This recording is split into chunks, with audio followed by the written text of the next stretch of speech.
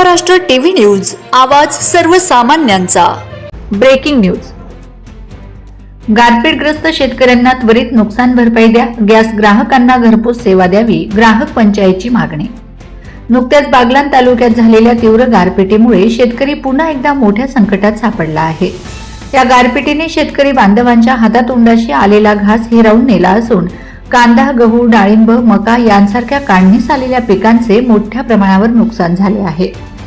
या पार्श्वभूमीवर शेतकऱ्यांना त्यांच्या पिकांच्या उत्पादनावर एकरी 100% नुकसान भरपाई त्वरित देण्यात यावी, अशी मागणी ग्राहक पंचायततर्फे करण्यात आली आहे।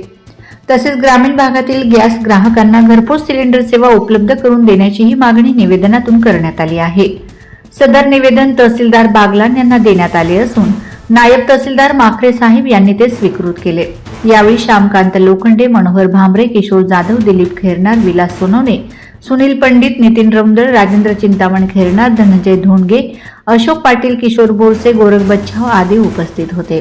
वंदे महाराष्ट्र टीव्ही मीडिया प्रतिनिधी अरुणदादा शिरोळे, बागलाण।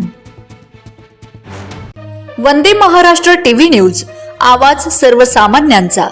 अशाच नवनवीन बातम्या पाहण्यासाठी आमच्या चॅनलला सबस्क्राइब करा, बेल आयकॉनला क्लिक करा।